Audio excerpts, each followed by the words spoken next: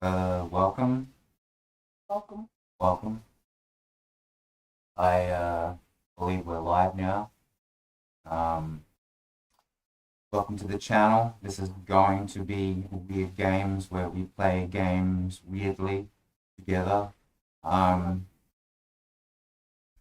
this kind of based on the idea of some solo play, but Two doing people. with solo, yes, with two people, very good. Never fun to play on your own. Uh, Probably should introduce way in which we're going to present everything first, which is essentially some top-down cameras, um, uh, so that I don't know, you don't have to look at our mugs. We're not pretty boys, but I don't know. Well, I've done all right for myself. He's got years ahead of him. Um, anyway, so we're doing a top-down method. What you can see here are the resources that we're going to be using. This is all very new for us, other than our new channel in general, just recording and being live. I host as a DM here in my house. For a group of lads, fine bunch, and we do D&D 5e, homebrewed, where I have designed a campaign setting for them and city to for them to investigate. It's a thing. All right, so we won't talk about that very much here. I'm sure I'll bring it up later. But first, this is going to be one of the books that we use to take notes and play out of. This was created by my mother and father, actually, and it's a six-way book. You can open it any multiple number of ways, and you can read from it. You can also have another side over here. A quick note, we're very new to this. The resources we have to pull together for the cameras and the microphones are very bare minimum, but functional. Yep. They work. They work. I hope they're working out there. Hopefully. We'll watch it on the playback. Hopefully it doesn't stop at any time. It says we're still running. Great. You can tell we're professionals. Probably. Um, Very much. so, other than an introduction to what we are, what we're going to do for a little bit of physical interaction with you guys, so it's not just hearing our voices, which we're still questionable about. Going to be using a number of miniatures to sort of play around with. This is one of my miniatures, a character from one of the games I have played in, and another one. This one here, the dwarf, is one I bought and painted. It's metal, it's quite heavy. I like it. This is one I modified and 3D printed myself and painted. I'm gonna have to get used to showing off things, but anyway, not the best skills. It does work. This is Lob. He throws spears. He has spears. His name is Lob. Greetings. This is Dragi. He's a Russian dwarf. Bard, cleric. We'll talk about him more later. And this is introduce yourself. This is the WeIrD. Yes. Okay. So we have names for ourselves, right? Refer to ourselves. I am the great weird one, or the weirdest one, I am the WeIrD. and this is the weirdling, or boy, or dad. Oh, I'm dad. He's boy. Whatever. Thanks. This is a model that we put together from some old Warhammer parts that I had, We stitched this one together with glue, and glue. glove and paint. It's got a gargoyle's head. because we didn't like the regular Empire guy's head.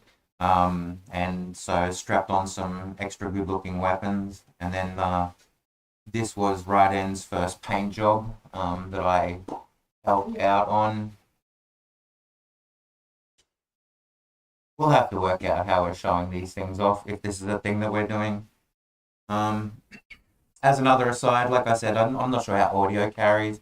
Hopefully it's presentable and you're getting something out of it. So these guys we might use as little talking plot points and to bring attention to when we're working on something so that you can see where things are. We'll leave them off to the side for later. Okay, so the way this book works for what we're doing here is at the moment it's giving me directions on what we're meant to be doing here for today. Introductions and welcome. I think we've done that, maybe. Okay, I hope you feel welcome. We have intentions. Intentions of the channel is to play games together as a duo. We said that, I think. Sometimes with maybe occasionally a special guest. Others, Sometimes sure. Others. Yeah, hopefully we might have other people come in to do some projects. We want to do randomized duo adventures. So the idea is that I will throw some encounters at him, randomized as we go, and he can randomize characters befitting the setting, and we will have themes to work with. And hopefully that's fun for both of us, and hopefully it's fun for other people to watch along with. Hopefully we get better at all of this recording, speaking business. So the intentions are to do randomized games, draw out the maps I have gone through and made. Here's a book of the lists. This one's very 5e dependent for my D&D DMing as much as for anything I want to do on the channel. I went through and found like appropriate rules in the books and where to find them and stuff for modifications and things that come out of different rule sets and old rule sets and stuff that I like to include into the world, both on the random level for what we're doing and playing here, but also in the games and stuff, right? So you'll see me pull these out occasionally, maybe. This one more so for building solo and duo stuff. This is a lot of the different randomized tables and different resources for oracles and quick start gen. A lot of this stuff I'll run through where we're pulling different rules and stuff out of. But this will be something that we'll return to on the often.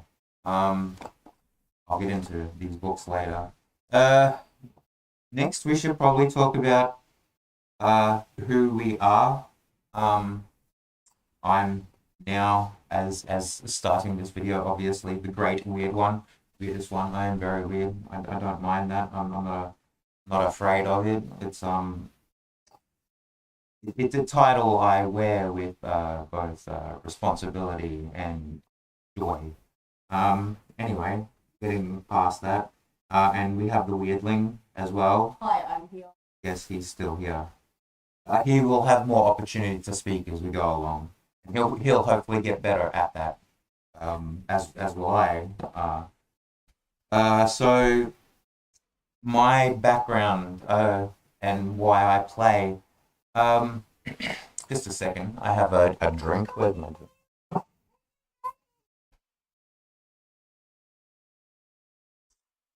Where am I gonna put the drink? Where does the drink live? Good question.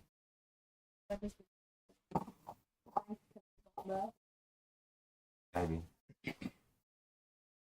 Sorry, breaking the broadcast. Don't want that, right? Anyway, moving on. Okay, who am I? Yeah, I'm a DM. I do run a game out of the house. I'm not being a forever DM. I was more a forever player. Um, I have played since second edition in the late 90s, about 97, 98. I started playing second edition D&D. Um, uh, but I also played actually more than that at the time, a lot more than that. Ars Magica, a rule system a lot of people don't talk about and they don't play. I think that's sad due to some of the things that the system does do very well. But that's where I started. I also, other than playing D&D and Ars Magica, I also around that time fell in love with mudding, multi-user dungeons on online. This was some of the original online gaming. Um, Based on, I think most of it, depending on the mud that I played, would be based on advanced D&D or second ed. A lot of the stuff, they're different codings, different presentation styles. Some were better than others. They were really fun though. Mostly because you had, when they were active, you'd have 70 or 80 people in a closed environment, high role play, RPG heavy environment very often. And gods would often just like listen into your conversations just to make sure you're still in role play. They would do things like they didn't like you playing from the same IP, so no, the same internet provider because they didn't want crossplay, which is something that everybody does now, thanks to Discord and other sorts of stuff, right? So they heavily disincentivize that kind of stuff, so that you had to roleplay and be in character on an online game that was entirely text based.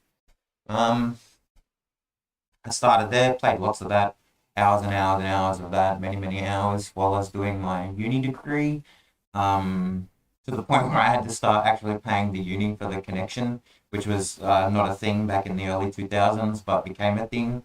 I don't know if it was just me, but it affected me and I felt it very personally. Um, I still mudded for many, many years after that, even while a lot of the technology moved on in gaming as well as game systems. In the 2000s, early 2000s, I started Warhammer Fantasy and I got into Mordheim and Warhammer gaming, Warhammer Fantasy tabletop gaming, as well as doing Warhammer Fantasy roleplay. I didn't do very much D&D then, although that was in the third edition, 3.5 edition was sort of kicking along while I was doing mostly Warhammer Fantasy stuff.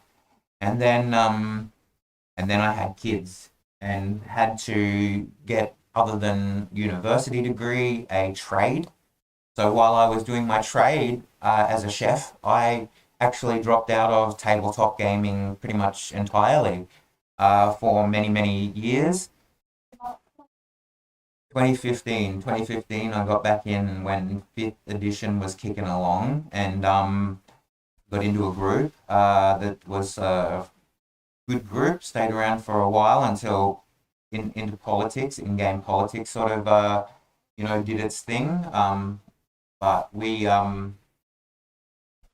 get past these things, right? We move on, we all grow, it's all the game. Um, Learned a lot, played a lot of other systems. We didn't just play D&D, we played Werewolf. What else did we play? Oh my god, it's all slipped my mind. ACK, which is like one of the original OSR products. What else did we play? Why is it all? I'll have to have a look through the files again and see what other systems. There was at least 4 or 5 systems we played other than D&D. But Werewolf was a standout, and so is the ACK Adventure Conqueror Kingdom. was great. So that's kind of my background. After that, I picked up into another group of 5e, and we wanted more games. So I became a DM for the extras in that group to do at-home games because I had already written a campaign and mapped it, and it was ready to go. It just had not been played. So now we're playing that. That's been running, going on over a good year and more.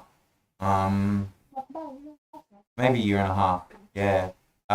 We're on break for having the holidays, and also we're on break in between sections of the city.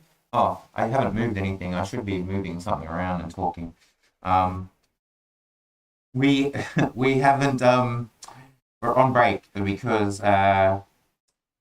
we need to advance the story timeline. There's some downtime things going on, and while we're doing the downtime things, I let one of the other guys run his storyline that he's homebrewed up for us in a one shot kind of uh, setting, and that's been great. So we're doing that, and then we'll get back to the game. We'll kick it back off. May come up, and I'll talk about it later, but probably not so pertinent to what we're doing now. All right. I'm a weirdling. Sure. You gotta move yourself here. Then we're gonna do I'm that. a weirdling. Yes. Introduce yourself. All right. Where did you start? Wait. Where did you start? I, Don't talk to me. Talk to the microphone. I started watching my dad play Skylanders with my mom. But That's another type of gaming. yeah, Where'd your D&D stuff start? like a couple of years ago, Last year, beginning of last year. yeah, my dad was doing a D&D campaign. I found it quite interesting, and I wanted to make a character.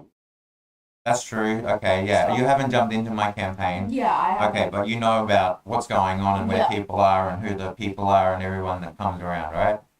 Okay. And everybody's great, right? We like them all? Yep. Sure? Okay. So you played D&D, though. You did get into the game. You have played it where? Yeah, at school. At school. I like making things not exist anymore. After a battle, I don't want anything to be alive anymore. Okay, so this is the Gremlins 2 scenario where it moved and you know, that could have been some reflex movement, but you weren't sure, so you put the end in it anyway. Yep. And it moves, sir, is a viable response to that. All right, fair enough. All right, don't nod at me. Nobody can see you nod. All right, you have to nod. Okay, all right. This kid. We're moving on from there. So you did a year of doing school D&D, right? About half a year. With friends? With friends. Yeah. And that was played 100% by the rules of the book. Totally. Totally, right? Totally by the rules of the book. At 100%? Yeah, 100%. Okay. How'd your first character die? So. Remember, we're not swearing around here on the channel, alright? What happened? So somebody was trying to cut a demon's legs off, and then they cut the downstairs area of my character off. Okay, so they had a critical fumble, because that's a thing that they decided to do. You rolled one, right? That was what I heard. Yeah. And then they chopped off the fumble didn't affect them so much as it affected my character. Affected your character. And they cut off the bottom segment of my your downstairs area. The bottom segment of your downstairs area sounds very personal. And this was at school. Yep. Okay, great. How'd you feel about that? Not very nice. Okay, about the person or the situation? The situation. And then I just decided to die. This is why we don't do critical fumbles that way. Alright guys, we all know that's why one's not necessarily an immediate fail, especially that it might hurt yourself or hurt anybody else, right? We don't do that. Very good. Okay, so then you roll another character and that's been going fine though, right? Yep. Okay, but then the school year finished and you're not doing that anymore. Nope. You at the next school, do they have we don't know, right? At the next school, whether there's going to be a class or at like, not a class, but like a Me and my group. friend are just probably gonna play D&D in the library or something. All right, sure. Until you got enough people and followers, right?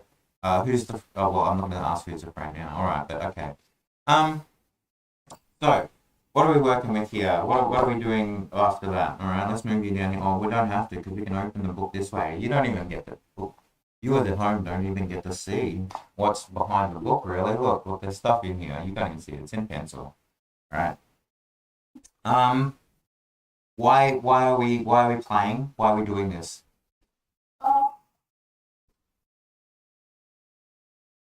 Great response. Because it's fun, yeah. hopefully, right? So, well, I'm doing this to sort of learn the process as more of a DM, as much as it is to teach him proper rules where you don't critical fumble and chop your friend's, what was it, downstairs half segment bits off. All right, okay. Because we don't want that. Nobody wants that. That's not fun. All right, that makes you sad. All right, in real life, everybody cringes too. All right. So I'm doing it to learn a bit more. Hopefully you're doing it to learn a bit more as well, and have some fun along the way. Break some rules. That's the idea. We wanna break some rules, introduce some stuff. Sure. Like as long as it makes sense within certain continuities. You break the rules, and if you break them, then you write it down, and then that's a set rule about how you broke it. And you commit to it, right? And you don't sort of just break every rule, otherwise it makes no sense to have any, right? Just make a whole entire homebrew set of rules. Yeah, sure, yeah, it gets it's messy, but we'll be doing a lot of randomization into some of the stuff that we're doing here, and we have different ways to handle that kind of randomization and oracles, essentially oracles from some of the books and stuff like that. So we'll probably soon open up this pink box and show off some of the different things that we've got in there. That's my pink box of pinkness. Well, it's my stationery box. It's got my stationery. It's got my Oracle coin. It's got my random tracker for initiatives and hit points and stuff like this. At the moment, it's tracking hit points from my character in the Friends game. And also have stuff like dice rolling trays. We'll get into what these things are. All right, what do we get next here? What's underneath here? So I think we've been talking about what we're playing and what we've played recently. That was one of the next suggestions I gave myself. But so what are we? Why are we playing live? Why this setup? It's not ideal. Obviously, it is very much not ideal. But it's like this is like the quietest place in the house. Well, sure for sound. Yeah, I know we have to deal with the sound. I've got some suppression stuff. I have to say that when I get over to like where we're working here and where my actual computer is setting up is I have to get up and move around a little bit, which isn't great. Is inconvenient. Sure, but I do have other setups for what we can show you guys when we're working through it. I have PDFs of a lot of the stuff that we're working through. So if I need to bring up rules, I can show you guys. If I need to bring up channels and videos or reference things, I can bring that up. So we're gonna be working with that. But at the same time, we're not great editors. How many hours of editing have you put in recently? Of what? Editing of anything to anything. Oh. Did you do video editing at school? Okay, you made movies. How'd you go? What did you use to make movies? iMovie. iMovie. Alright, Scorsese, love that. Alright, sure. I've edited some videos back when Windows Movie Maker was a thing. Back when we were using XP, and that was pretty cool. That was rocket science back then. Loved it. On another channel that we don't talk about here. He brings shame and disgrace to all of us. But anyway, aside from my other channel we don't talk about, I've never been great at editing anything, and working on a live setting might work. I don't know how we'll go about necessarily using props and stuff like that to convey things. But once we get into writing stuff and we've got things open and you can see it and we're writing things down, it'll be a lot clearer for everybody. Yeah. Right? Okay, sure. Um, a sip of me tea. It's green tea. It's not coffee. Green tea. Korean. Korean. All right. So what are we doing now? What's the idea of doing the duo play like this? What are we setting up for? What is it you think that we're going to be doing? Aren't we going to make like a dungeon? Aren't we go? We're going to make like a dungeon thing. Level the dungeon every day. Oh, that's the spoilers already. Getting ahead of yourself. Sure, that's one of the things. Yeah, I was going to talk about. That's where is that? Yeah, on the pink book. The can we see that? I don't know if you guys get to see that right there. Huh? The Dungeon 23 challenge. Am I up to it? I don't know. Are we gonna do it? Maybe. Hopefully. Yeah, sure. That's what we'll start the channel with. That sounds doable, right? Doable. A Yes. complete commitment to do like a room a day, maybe a video a day like this, if it's not too painful. And If we're anyone not ever comes doing along. stuff Well, that I day. mean, the idea of this planner and this other book here is that I'll be doing this every day. But whether we report in and record something like this is another matter.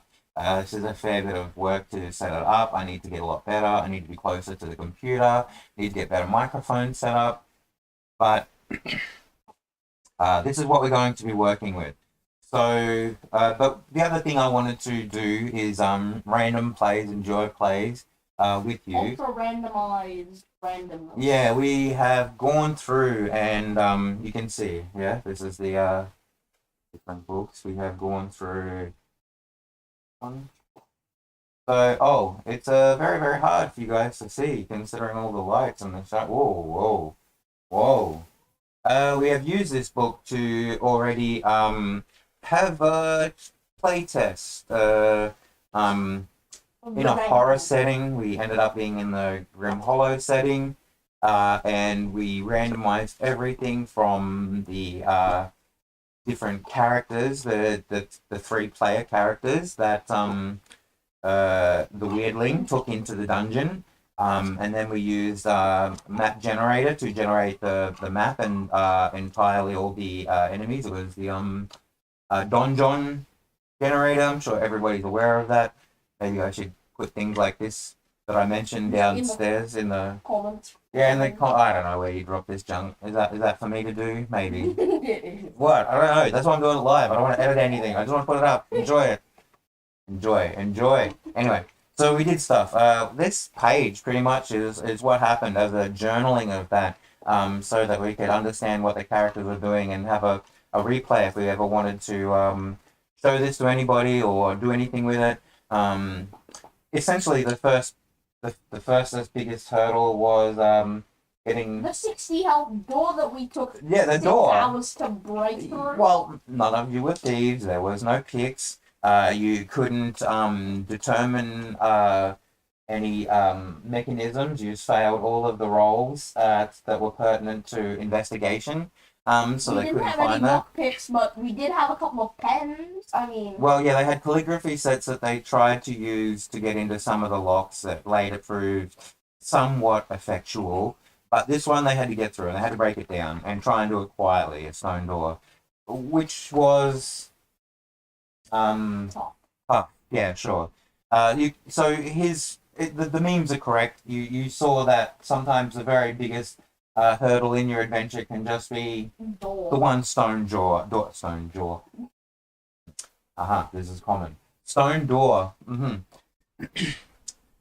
This book here may come up from time to time. This is a book that I do journaling into and have ideas come out of. This is where I'm working on a campaign setting at the moment as a surprise for everybody. Now, part 2. What we are doing, you're right. So what's the idea? We are how many minutes in? 29 minutes in. That was half an hour.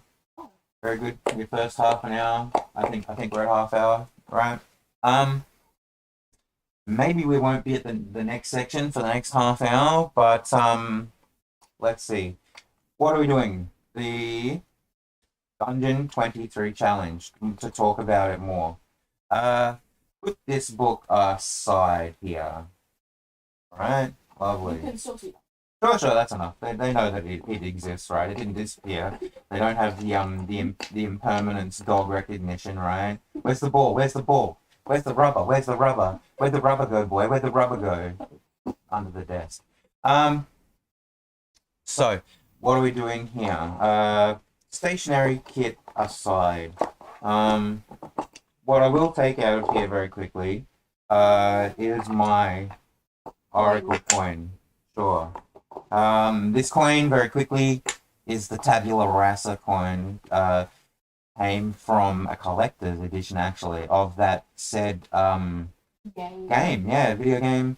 I can't remember when it came out. My God. I'm not one of these channels that remembers unique Literally dates. everything. Yeah, 2001 in July when I was whatever. But what I do remember is the bugged AI and the bugged companions, like the little things that followed around that you summoned up and stuff. Minions, right?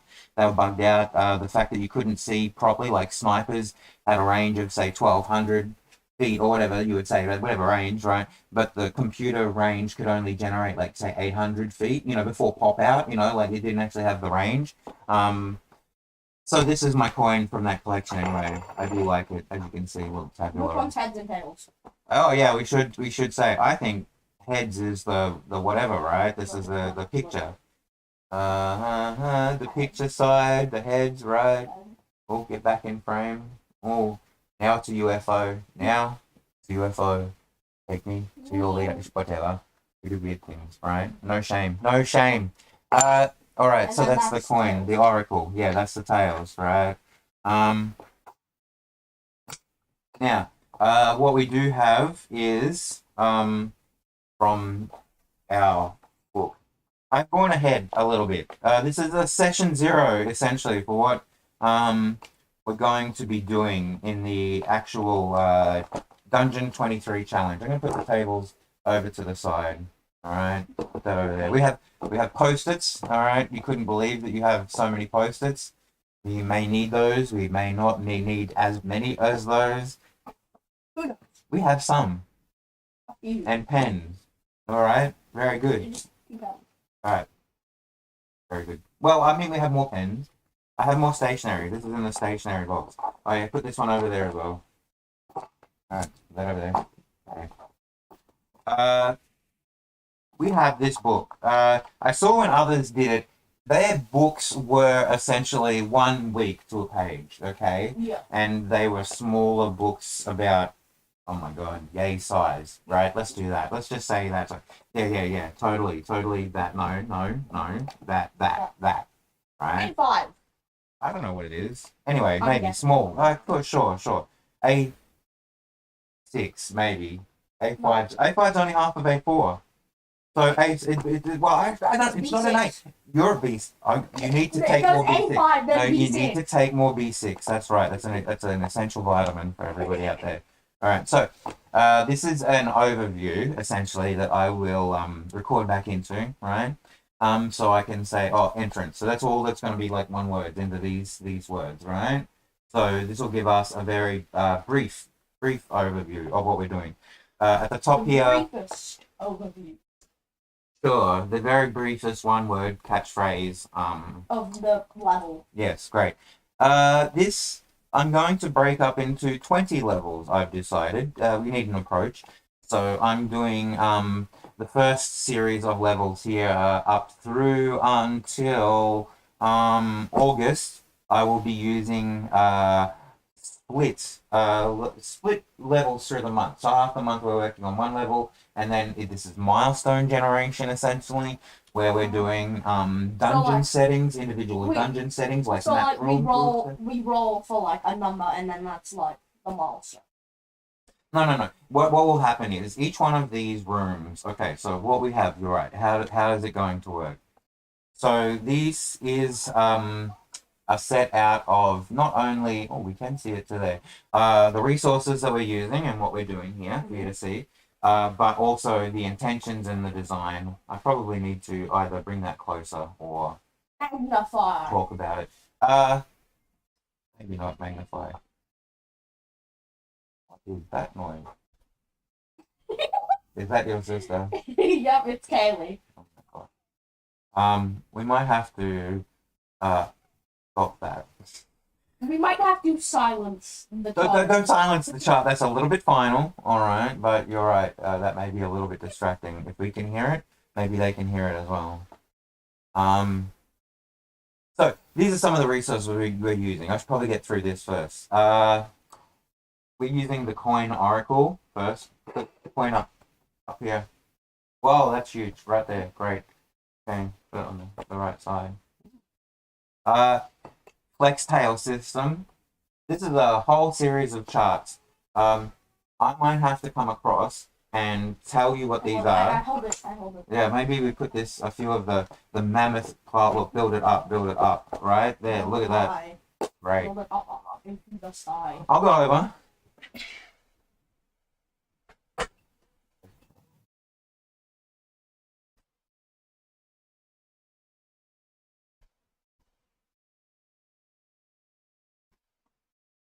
Oh, this here is a video that was inspiring in the sense of getting into this. It's a very short video by Questing Beast. This channel's just subscribed. I haven't got many things that I've subscribed to. We're all very new, but I wanted to have this is what we're going to be watching. This is the other setup too. I switched cameras so that you can kind of see when I bring up a video what we're still doing, but at the same time have a video feed of the browser.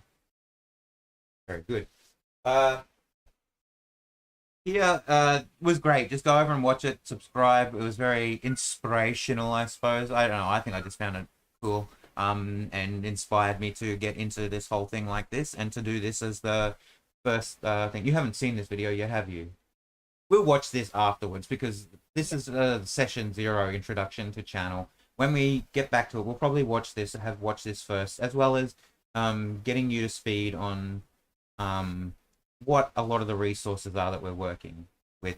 So we have this. We'll be using the 5-room dungeon format primarily to build them out. What a lot of other people are doing is actually 7 rooms. So they'll do a room and do them in a chunk for a week, and then they put that chunk with another one. And then at the end of a month, they've got 4 chunks that all go together, and you've got a dungeon level, and then go on to your next month. You see, and then you build down from there. All right. So you're going to have to read this. It's only about 7 to 10 pages of what's actually important for you to read to get a hold of like what we're doing here, but at the same time you need to read it just to understand like the basis. There won't all be 5. We'll be doing 7. You'll come over here and I'll show you. We have I've already gone through as a sort of just getting myself ready and planning for what I would like to do. Considering that this is going to be under the Elven City that we're working with, it's going to be the jail underneath, and then starting out and building out from below there. What I will be doing is, you can see how I have placed a little asterisk next to some of these days. They probably don't show up on the camera, but you can see I've done asterisks. These are how many rooms we're going to do until there. So we have 1, 2, 3, 4, 5. So we're going to do 5. And we're going to do 3 of those, right? And that'll cover us up until we get to the 16th. Here, halfway through the month, they'll be able to go up. They would have done 3 5-room dungeons. Okay? So you'll see, when we do the 5-room dungeons, you'll see the way in which they're constructed. Okay? You'll see the process we use and how that translates into putting them together. We're going to be working with themes, so the first 3 will be themed and linking together in a way. I have an idea of how I'd like to do that. And then the next two, like. You need to speak to the camera, to where the microphone is, or no one's going to hear you. All right. And then. So speak directly, clearly to the camera. And then the next two would be like the same idea, but like a bit different. Well, after that, so this whole level, the first level for the first month is going to be the jail. So the first level, player 1 level, will be 3 little dungeons that they need to pass through first before they can get into the jail proper, right? And then that will have its own jail. Yeah, and that will have its own series of rooms around it. So that will be level 2, right? So then they're going to have 1, 2, 3, 4, 5. So they're going to have 5 rooms as well. So the first month is going to be 6 5-room dungeons that will make one larger overall area. All right, can you see the premise here, what we're working with? All right. Okay. So this will probably make more sense as we go through. A lot of the other people working with the smaller diaries, I don't know if they get much more room than this to write into. You're meant to do it simple. This isn't a large exercise that we're going to be doing for hours a day. This is only probably a 20-minute, half an hour exercise each day that I will do here in a formal presentation. And anything that I add to it or work with outside, we'll come back to and show as what am I sort of saying, as a changes log, like on you'd get a patch. So you get a change log of like, oh, I took a post-it of the dungeon I wanted to build out and how I wanted the keys to align. So I have fixed that now. The post-its come off, and I have been able to make that room represented in a quad rule book. We have a fresh quad rule book here to work with as well. This will be what we do the representation of the rooms and the designs in, that we can cross-reference back to this existing document. So we should probably get into what we've got here. We got the that's right, I got distracted. You're playing with your dice, which is a normal D&D player thing to do. All right, would you like to show off your new dice and speak about them? This is a Christmas present. Yep, I got some new dice for Christmas. This one's probably a better camera. That's too shiny. Put it over this one here. Take them out. You can put them under here if you'd like. I got some new dice for Christmas. The nice polished metal one. You find them very clear to read? Yep. The camera was not focusing on the thing.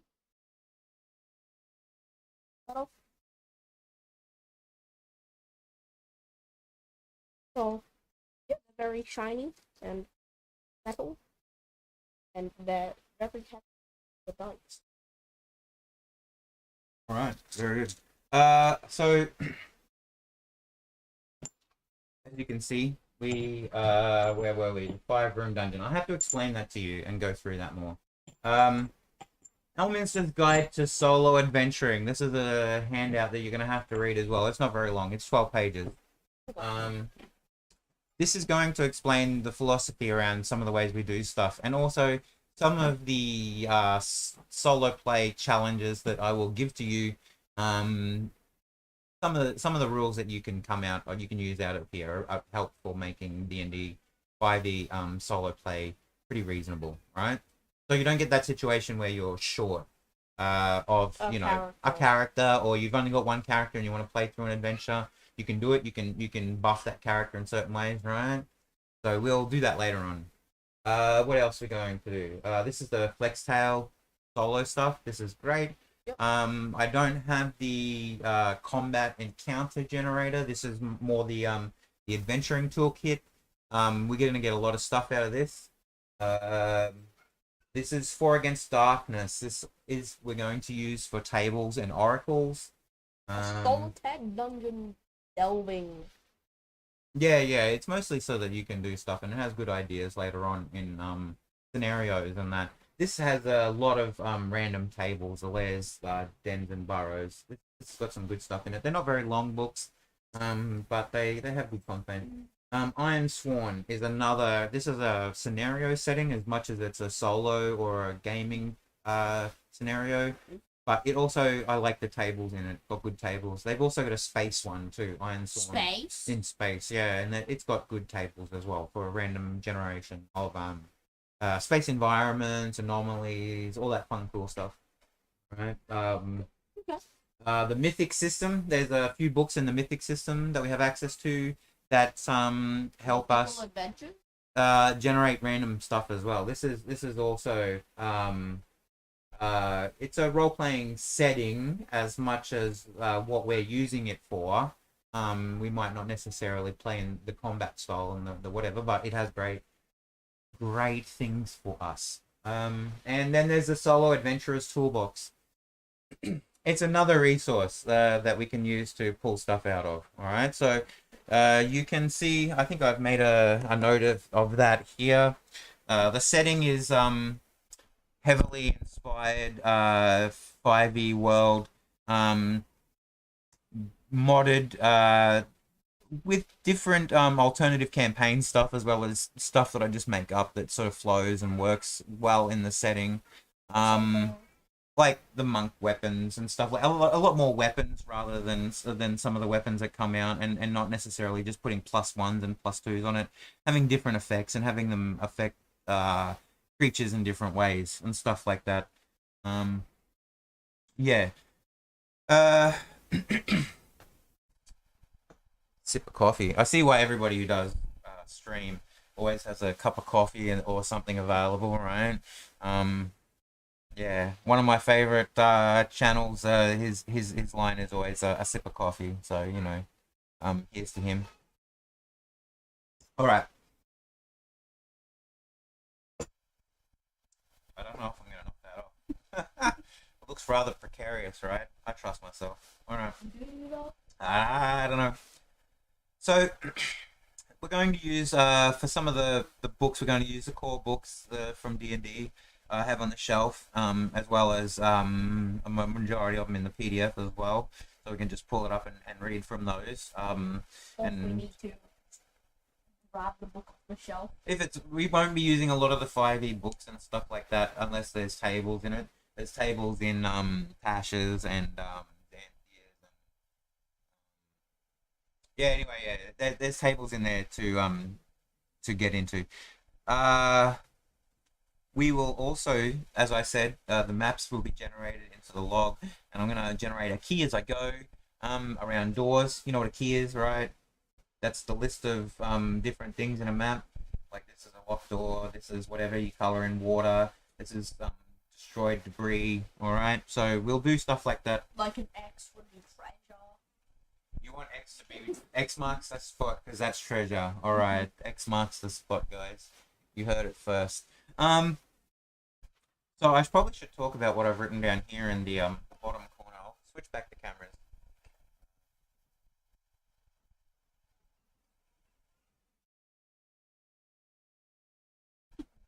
Alright. So, I haven't gone through this with you, but these are the design intentions, alright? What we're going to do, points each one. Oh, you can't really see that. You might have to do more later. I'm not sure about you. I'll put you here. Bob likes throwing spears. Bob does like throwing spears. Yes, that's true. He's a very simple orc man, person, thing. Right. So the intentions and the design about what we want to do here, specifically relative to creating these dungeons, right? These levels. Let me see. I would like to randomize the outcomes. Alright, so we're going to do a lot of the Oracle stuff, hopefully. But we're never going to lose sight of the plan. Alright, there's going to be a plan, otherwise there's no point, right? Same as I said about rules. Can't break all the rules, and you need some order in chaos. It's that fishy, koi, swimming around the other fishy, yin yang, right? You know what I'm talking about? Balance, everything in balance, Fishy right? swimming with the other fishy Sure, in a balance. circle. In a circle, great. Avatar. Anyway, whatever.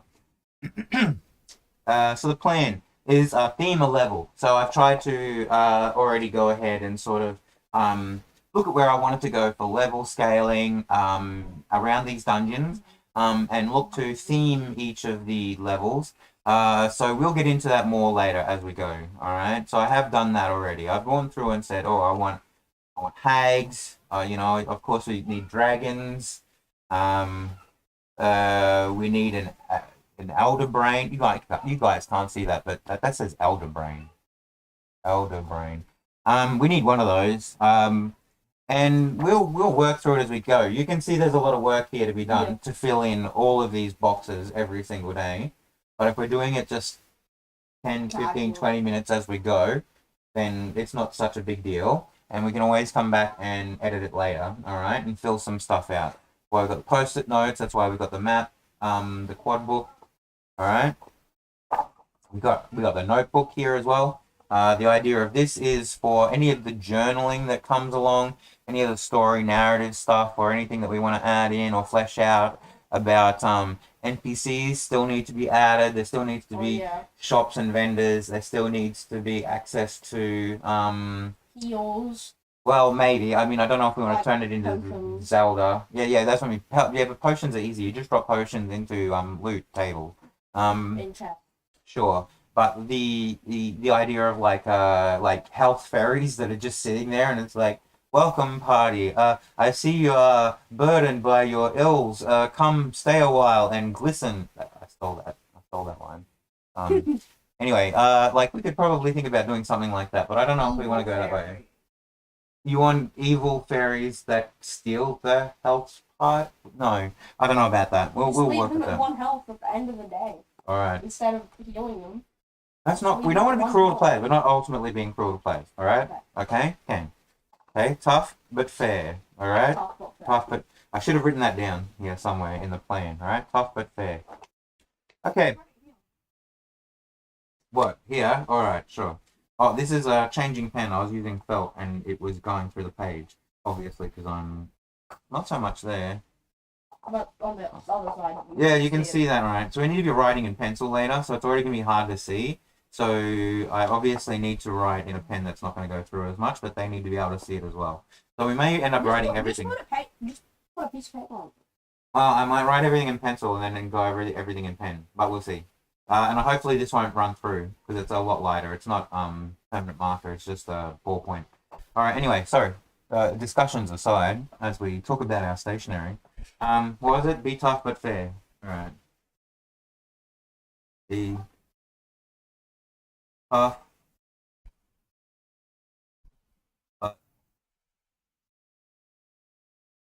Good. So how's that look coming through? Oh, better. Better. All right. Where were we? The plan, a theme, a level. So we've talked about having a theme. Keys and doors. I would like to, in the level, as we're building these things, have a kind of gating system. You know, you can't necessarily have, say, a corridor that has multiple. Say, I'd like to have a branching setting, like a fork. Like a fork in the road, but I want to railroad. We're railroading already. Railroad level 1, episode 1, railroad. But no, if we want them to go through one door first, we need to have ways to stop them, right? And I don't want them always to be the same ways. That gets very tiresome and whatever played out. And we don't necessarily want them to be key as such.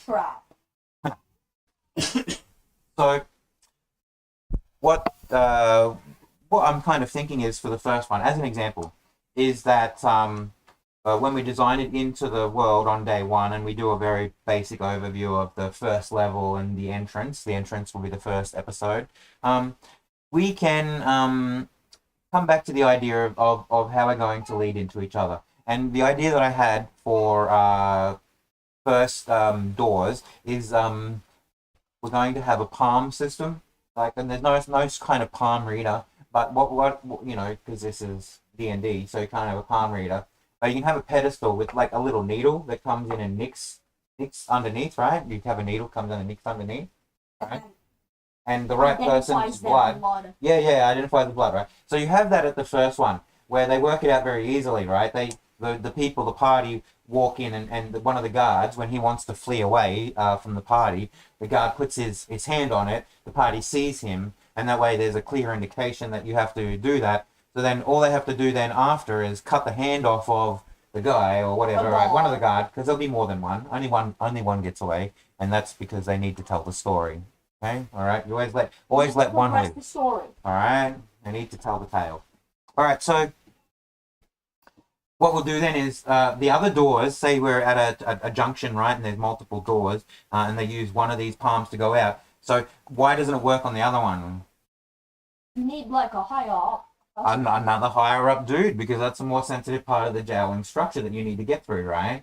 So that's what we'll do. So you have higher level fugitives. Yeah. So this is where I put down, as you can see, as you'll come in. The camera won't because I haven't written in. See this M here? I've written an M. This is a mini boss. This is at the end of the first five dungeon, right? So you have you'll see the way the dungeons are set up there. You need to have combat encounters and traps and puzzles, and there's going to be a lot of these, right? But then we're going to have combat encounters and bosses. So this guy's going to obviously, now that we know that you need a hand to touch the other one, they either have to convince the guard or whoever it is that is the highest person, or they're going to have to kill them, take their hand, chop it off, come back to one of the other pedestals that is outside of one of the other doors and put their hand on it, and that will open up into the next section. See? So we won't, we obviously won't be doing this all the time, right? But this will work. Going to be like a different way and stuff. Sure, but we'll use this as a themed key and lock mechanism throughout the jail level at least. The jail is existing underneath. All right, so we'll get back to that on day one. What other intentions do we have here? That there's going to be a cluster of clear intentions. Okay, each of these dungeons it has its own theme. All right, where they're 5, 6, 7, 8 rooms long. They play out. They may have 1 or 2 encounters or 3 encounters. Some may be more puzzle heavy, or some might be more combat or trap heavy. Even some might just be long gauntlets of traps that they have to outmaneuver. Outmaneuver or shut down or pass through, and that may be easier for some groups than others. You know, you may have some magician at a certain level who can just cast fly on the entire party, and they get you over the acid pit. Now, not every party is going to have that as an option, but most, if they're smart, will. At a certain point, having acid pits and stuff like that doesn't really work because people just fly over them, right? So you have to get smart about your level construction, and you have to understand what the players can do at certain levels when you are constructing each of these things, right? Okay. Otherwise, they just fast forward through your dungeon. You know what I mean? They just go into the ethereal realm for some reason. You haven't thought about that, and then they just pass through all the doors and pop out on the other side. It's a joke, right? Yeah. So you gotta think about that yourself, all right? You gotta be smart.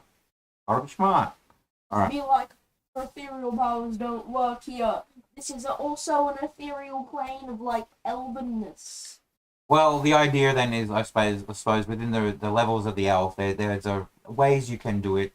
To say that the elves construct their materials in a certain way that has a mesh of anti-magic sort of, right? So you can't pass through it because you get hit on this thing that stops teleportation. Whatever, right? You can explain it away, right? But that's something to think about later. It's a long corridor. Okay, Mr. Wolf, Mr. Familiar Wolf, I want you to run. So there's there's a whole thing of like a trapped corridor. Okay, Mr. Familiar Wolf, run through there. Yeah, but that's slightly evil. And you have to pay for a familiar. They have a cost. True. Alright. That works one or 2 times or whatever, right? But also it's somewhat evil. I mean, back in the old days, we would do that in that sort of sense. That's what you get companions for, and mounts and stuff like that, and you push them down the trapped hallway first. It's okay if you have skeletons and zombies. There's a good reason to keep relatively good aligned necromancers around, because you kill stuff and then you get more fodder for traps and danger, right? Like that's Yeah. one of the things you can do. Anyway, let's get back. So we got a cluster of clear intentions for what we're doing. All right. So this first dungeon, when we get to talking about it, clear intention will be that it's an introduction to our jail, right? The first one, where you come down from the city into that area, and there's a series of locks to get through before you can get further in. All right, so we'll deal with that later. But that's what we will do for each of these things. Each of these things, these puzzles, these 5-room dungeon style rooms are going to be that kind of cluster, right? Okay, themed. Okay. The encounters are going to be built not necessarily directly for balanced combat or for balanced level progression. This is something maybe you have to be a little bit more experienced as a DM to be able to integrate, because the encounters will be set for those 5-room dungeon setups. So one encounter may have combat that is out of capability for the party to encounter, but that is spread out of 2 or 3 rooms. So the encounter set, excluding any bosses, the encounter set has 5 rooms, and that may be set in 1 or 2 of the rooms, right? Where, say, the guards are broken up and you have 8 guards. You've set out that you've rolled your randomization, there's going to be 8 guards in here at this level. Now, at level 1, with just the 4 of you, 8 guards in a fight, you're going to lose that fight, right? Yeah. Whatever you balance them for. But these guards might not necessarily be all in the same room. You might have some in this entryway. Then you might have some in the secondary the barracks sleep room. They might have a little room off to the side, but they have a bed so they can have a nap. All right? Yeah. Okay. Sure. That happens all the time. Off duty, whatever. Or they live in the prison. Well, I mean, you know, like somebody might be pulling double shifts, and it's like, oh, I know there's meant to be two guards on duty. I've already pulled a shift. Barry's sick. All right, Barry the elf is sick, and so I'm gonna pull an extra shift, but I just need 5 minutes first, right? So that way you don't have to go. Yeah, I'll have a nap, whatever. Anyway, the point of this room is that you might not necessarily encounter all those 8 enemies at once, but there's that possibility that you could. And that's what we're building into the danger inside some of these rooms. That the puzzle isn't necessarily a puzzle of get over that acid trap, the acid trip. I think I just had one. Anyway, the problem may not necessarily be to just get past that acid trap.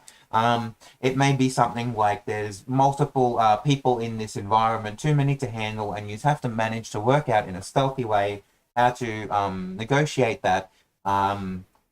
And overcome the dungeon, the 5-room dungeon setup that we're calling it, without dying, obviously, without setting everybody off in that situation, right? Okay? All right, try and move on. That's what we're going to do as well. I have a, other than talking about traps, a system. So say we have 5 rooms here. What we're going to do is, can you get your D6 out? All right. We're going to discard the 6. So roll the dice and discard the 6. You can do that, right? Yes. Good. Wait. We need to. Can we see it here? Where we're going to roll with our nice, neat rolling. We can see. Can you see here? Sure. 1. That is a 1. All right. Can we see it? Or it's floating up. It's a 1. All right. So the idea is then that. This is room 1. We rolled a 1, therefore it's trapped. Okay. Now we need to know if room 5 is. Say we are on day 5, room 5. We need to know if room 5 is trapped. We roll the dice. Roll so it's not kinked into the center nicely. 1. Is it? What does it just roll? 1? Is it broken? This is your new die. It's just broken. It only rolls 1. Roll again. So it's not kinked. 5.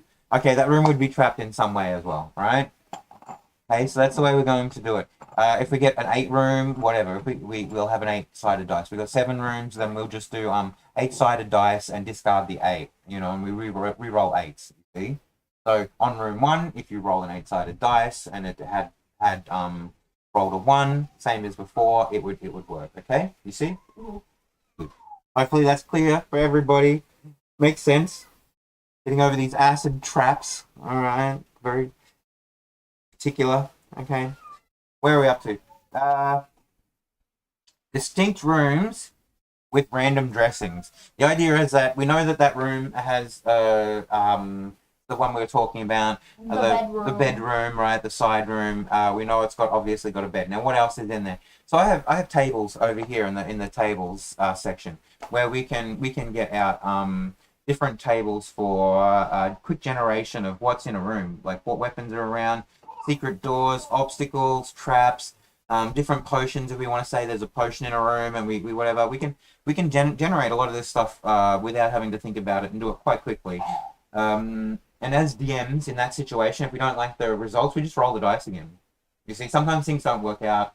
Sometimes they don't seem appropriate. Sometimes right? I just get 3 ones in a row. Right. An oracle is just an oracle. You can choose to ignore the oracle. I mean, that's happened through history. No, it's happened in history. I mean, in whatever, right? Like the great hero climbs up the mountain, up to the oracle, and the oracles are all there in the mist doing. I don't know if oracles. That's more of a like Christian choir. All right, so your oracles are doing a Christian choir voice on top of a mountain. All right.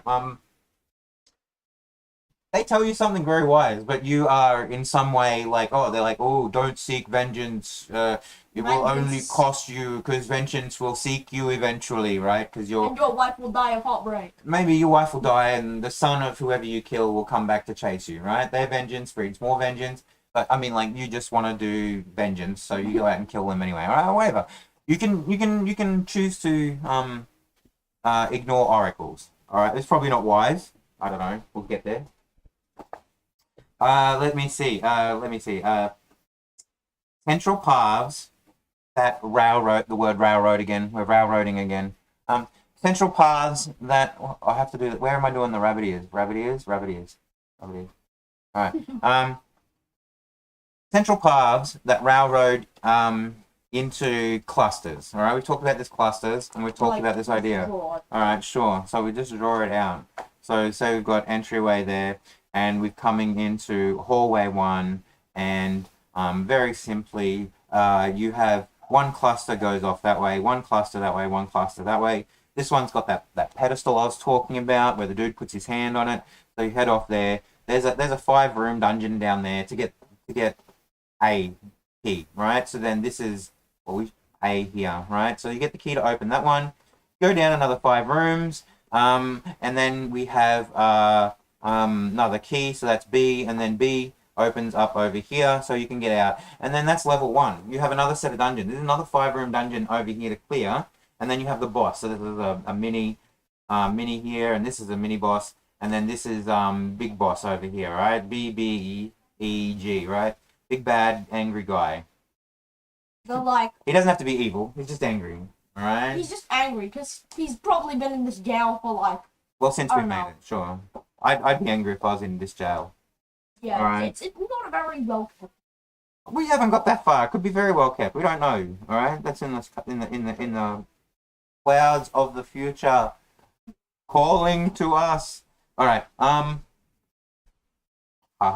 So the idea, though, it doesn't have to be like this. One of the ones that I was thinking about, one of the levels, because I want to get into descending into lower places, other than just But other than just put, okay, at the end of this here is just a stairway, right? So you get all the way through, you open that door and you go down stairway. That's not going to work every time. It's not very interesting, right? So what we can do is... pit. Yeah, you can do the outside of a ring or a pit, right? So your corridor, your main corridor may go down like this, right?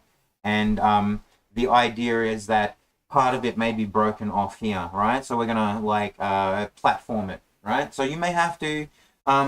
get through these 5-part dungeons of getting down this this stairway, and each of these rooms is just different rooms on the side of the stairway. See, there's your 5 rooms already. Yeah. And then you have to fight the boss with the floor crumbling under you. It just so happens that each one of these may have an enemy inside of it, right? As you're going down, so you might have to either find out how to shore up doors so the doors don't open. Maybe each of those is on a locking mechanism, so they're locked. So you get all the way around the first part of the bend, they're all locked, And the fight is the guy that he might be a beastmaster of some variety, and he opens the drawbridge. You know what I mean? Like he opens all of the jail doors, right? So then all these beasts come out, and then that's your fight, right? So maybe you could be smart and work out how to kill them along the way, all right, or how to disable the mechanisms along the way at least, so that they can't be opened, or you at least can identify what's coming around the corner when you see the guy, who's like eating a ham sandwich, right? Yeah. And you might be able to stop him from opening those cages entirely, right? Stealth up. So this is the idea. We have railroading paths that go through things and interconnecting areas and stuff like this, but we can't do it all the same all the time, right? We're going up and down stairs and just having straight lines and stuff like this in between these areas that we're sort of leading people into, right? But we needed to have some semblance of some direction. We need to know where it's going. There has to we have to stick to the plan. All right. So this is part of the plan.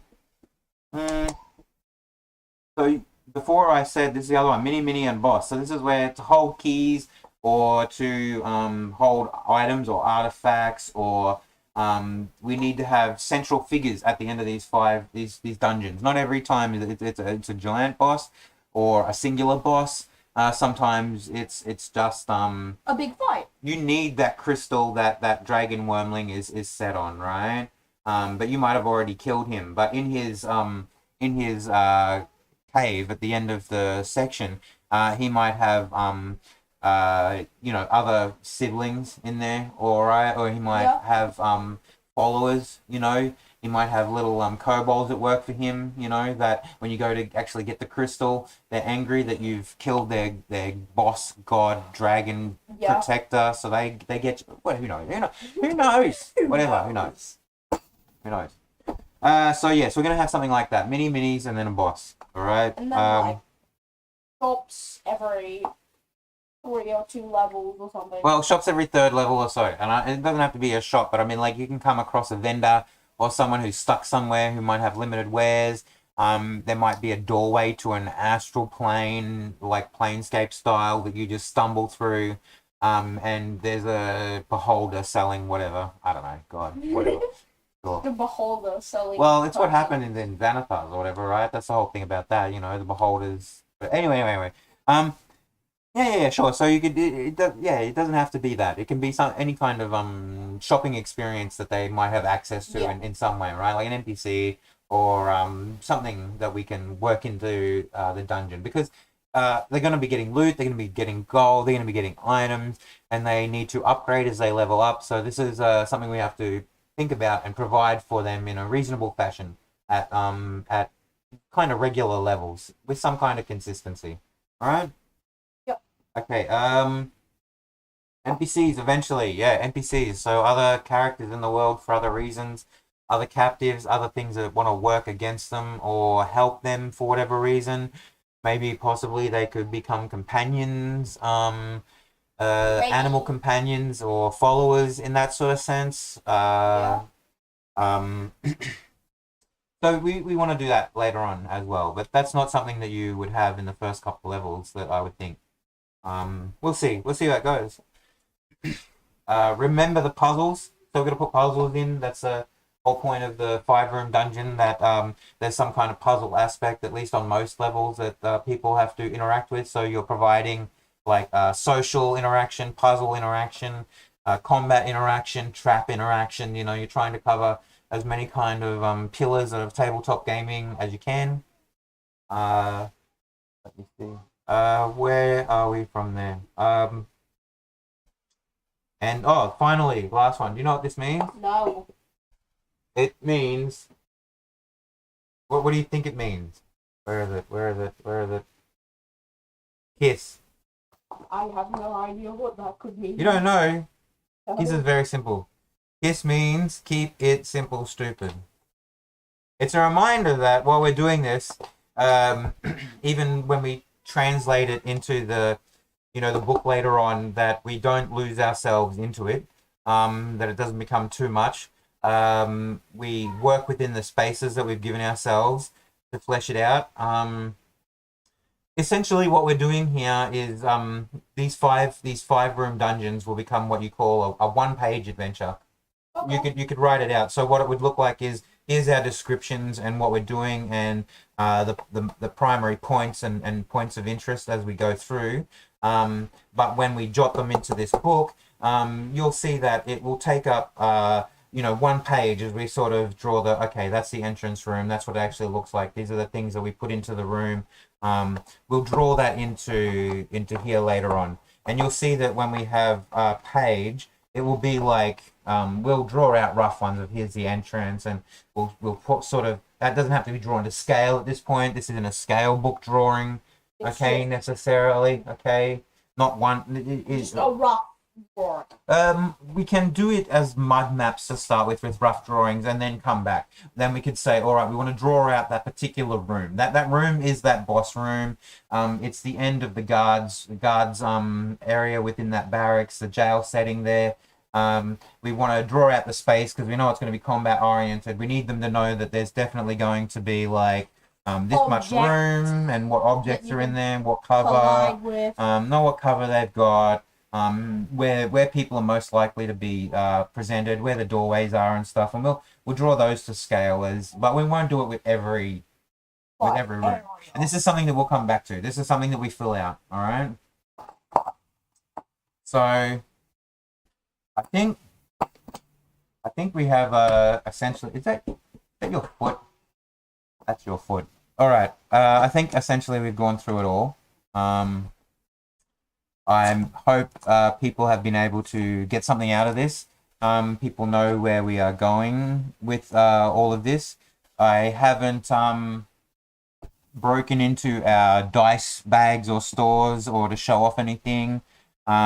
We've only done basic introductions of character and some of the resources. A lot of this will come out later on and we'll actually use these things as we go. Hopefully have better presentation skills.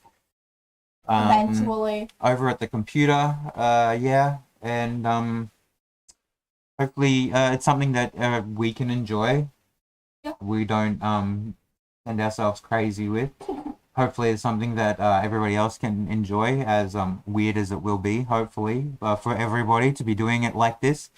The idea of the Dungeon 23 challenge is to do it over some form of social media and do the hashtags and get your stuff out there. So we'll probably work on that somehow.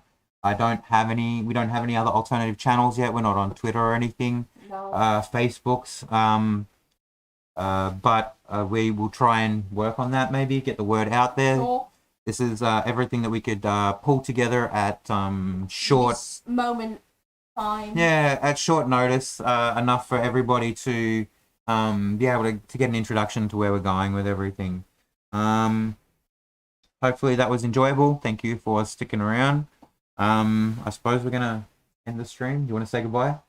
Bye. That's been the Weirdling, and I'm out too. Thanks for sticking around. It's been weird. Chill.